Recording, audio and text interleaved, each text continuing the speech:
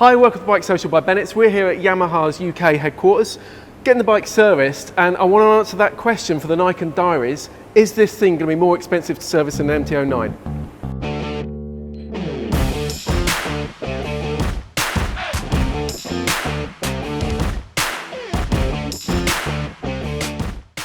The first thing we would do normally was give this bike a jet wash and clean it.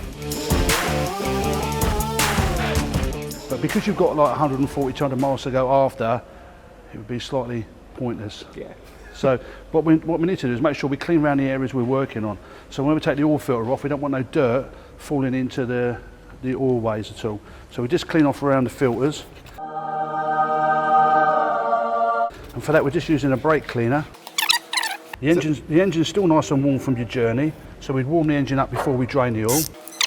So it's just a 600 mile service, isn't it? So it's not a major one? Not a major service, it's oil and filter, chain, general look around, make sure that everything's bedding in nice after its first 600 miles. So how is this different to an MT-09? Because loads of people are saying, oh, Niken's going to be too expensive to service. It's basically the same. It's the same service time, it's the same oil, it's the same filter, it's generally the same. The engine's the same, isn't it? Yeah, the only difference is you've got an extra wheel at the front and a bit more chassis underneath. Yeah. But that's tyres and obviously brakes are service arms, so you've still got one caliper either side. On the MT-09 or Tracer, you'd have two anyway, so it's exactly the same. Yeah, nothing untoward in that oil, is there? No, if you look at that oil, look. It's a little bit dirty, but it's nothing. That's what you'd expect for the first service. It's done its job. The first oil that goes in is the same oil as the oil that you put in afterwards, is it? Or do you have like a...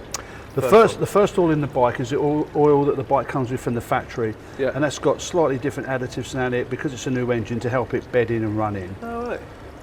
After the running in, we put Yamaha oil in there, and you can have semi-synthetic or fully.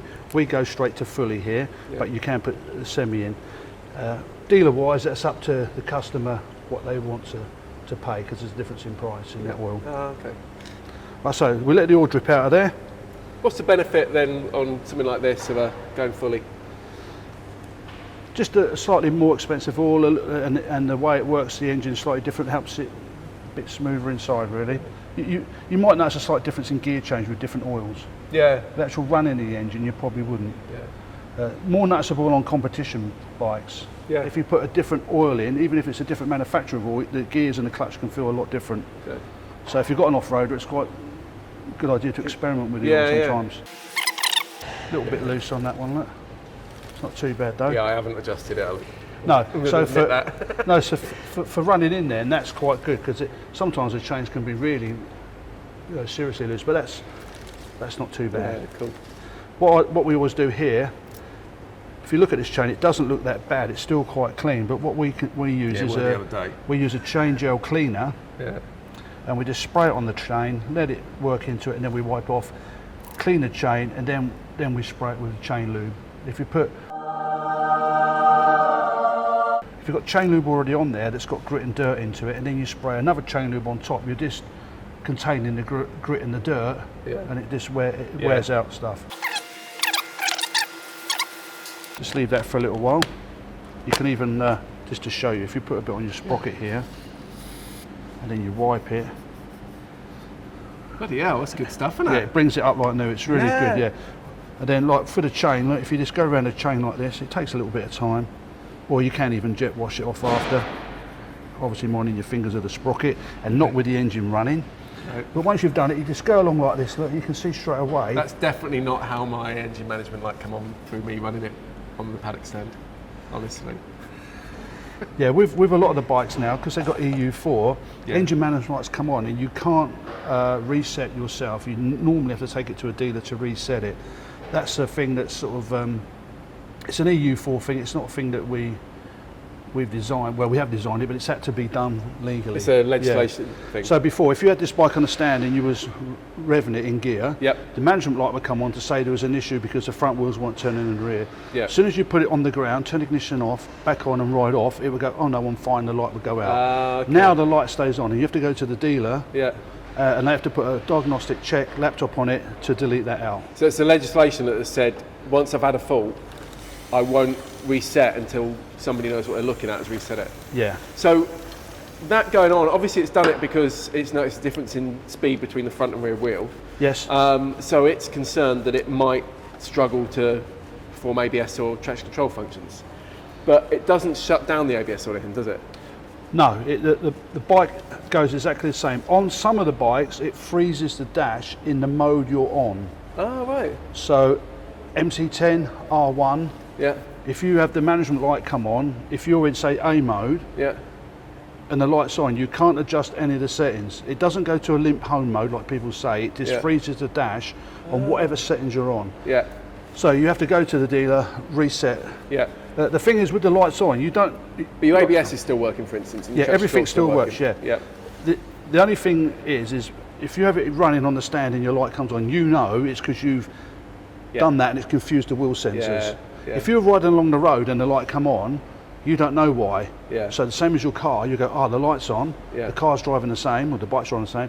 I'll take it to the dealer and get it checked out. yeah, So it's the same principle as that. yeah. But because we have only had it since the start of last year, the motorcycle world have sort of not got used to that sort of Yeah. way of thinking.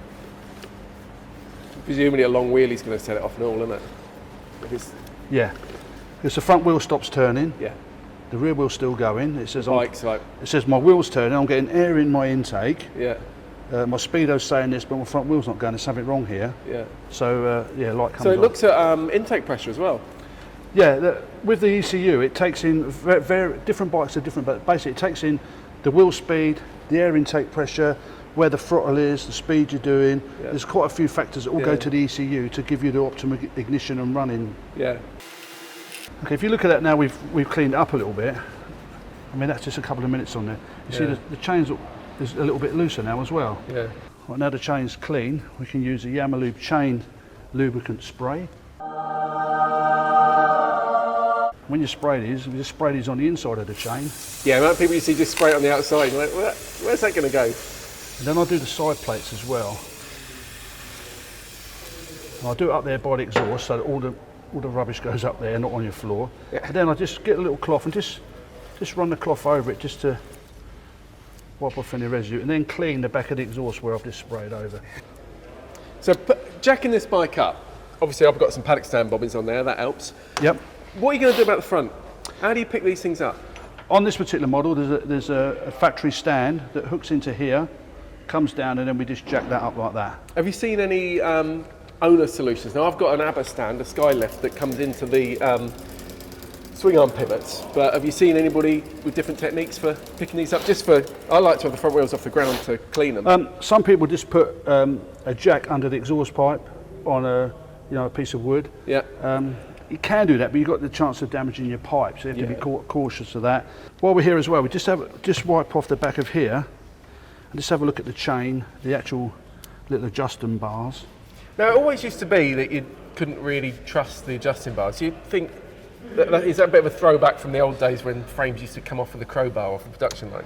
I personally have always used these little markers on here. Yeah. I don't think they're just put on any Fun. old how. Yeah, they've got to be put on for the reason. You can get a straight edge and look along it, and I have seen like chain laser lining tools and things like that. I personally just use those. Yeah. If they're both the same, and you can tell looking at the tire's wearing nice, Yeah. it's got to be right, hasn't it? Yeah. And if you've got one out, say a turnout, not sure you'd really notice it on riding it, but it's always best to get it as close as you can, Yeah. of course. This one's a little bit awkward to see because you've got aftermarket bobbins at the back, Yeah. whereas our bobbins we normally put in this here. Ah. Gives you, So why are the two? Because you also, I know you do those cool-looking carbon fibre ones. yeah, we've got like a little bracket that goes on both with a V block that lifts up slightly different to this. Yeah. Used lot of R1s and R1Ms have that type Yeah. of lift on it, so you could put one of those on there. That's what that's for. Right. But you tend to put the bobbins to the rear. If I suppose it would make sense. If It's easier if to- this bike come in for a service with no bobbins, I just put mine into there, Yeah. so I can see this a bit clearer at the back.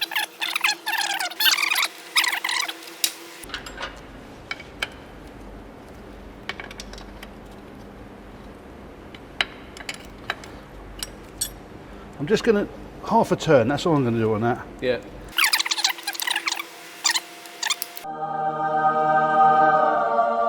Then what we do, little block into the chain there, and when you do that it just pulls the wheel forward, because you can, when you tighten the wheel, if you don't do that it can twist the wheel, so that just pulls it central. Torque wrench for the rear wheel nut. Okay, with the filter you just wipe around the surface where this rubber seal goes, make sure you've got no contamination there. Always use genuine. Filter's got a cover on it, take that off. A little tip there, you've probably seen this before on various things, a little bit of oil around there. I service my own cars as well, and older bikes when I've been doing servicing, you know, ones that are under warranty, I always use a genuine oil filter, because they're rarely any more expensive. Sometimes they've been cheaper. This one used to be cheaper. But it's the first thing when I'm looking over a bike, if it's got a genuine filter on it, I feel a bit more confident it's been properly maintained. I know it's not an issue on something like this, it's under warranty. It's no, the thing with the filters as well is if you look on the genuine box, it's got the torque settings written on it, what it should be. Right. And the filter itself has got it written on here as well. Do you get a sump washer with those filters? Or do you have to order that? No, separate? that's separate, that's here. Sump washer there. Yeah. They are different on different bikes. This is the main one for a lot of them. Yeah. R1s and R1Ms have a different sort, so don't just... No, just stick any on. Also, the oil filters are all about the same. They're between 17 and 20 newton meters, the tightness. 20 newton meters doesn't seem that tight. If I show you there, look, this is 20 newton meters. You just push it down. Yeah, it doesn't seem that tight. If you was doing that without a torque wrench, you would do that again. Yeah. But over tightening can cause more trouble than having it loose, because it'll bow it, make it out of shape. Yeah.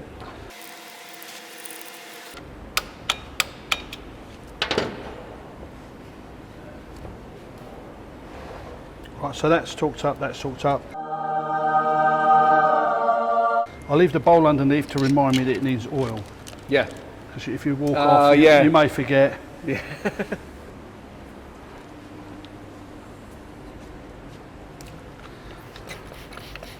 Obviously, we would have washed this before we started. Well, normally I'd bring it to you clean, but it's... Well, it was snowing today, so that didn't help. It was snowing on the left, yeah.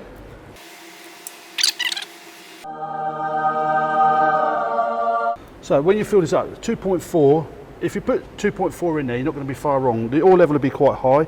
You run the bike for a few seconds, the oil goes down, just wait a little while and re-top it up. And we always top it just below the upper line. Okay. The manual says you can go between the bottom line and the top line.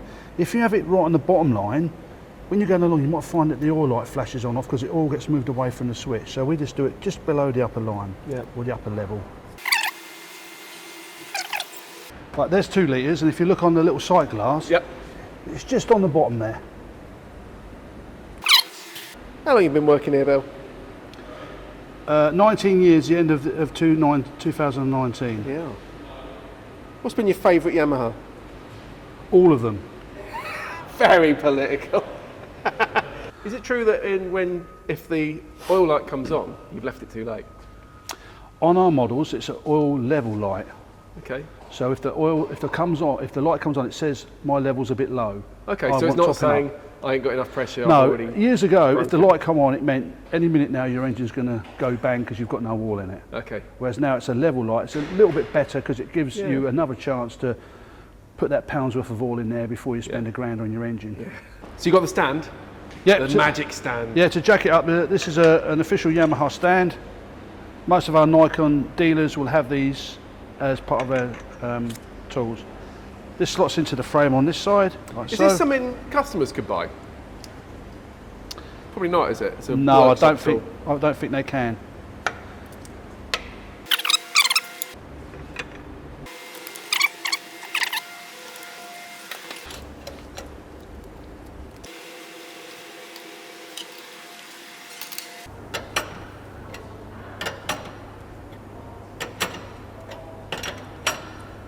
Right, you've got it on the, you've got it jacked up now. Yeah, we jacked it up, and you can check the steering then. Just you can see like it all moves like this, really nice and light. Because it's a lovely light balanced system. It is, and if you look at this, look, that is just, there's no weight at all in the front end of it. Yeah. Now on this model, on the first service, we would just check the fixings, make sure everything's tight, check the wheel nuts, obviously tyre pressures as well as the rear.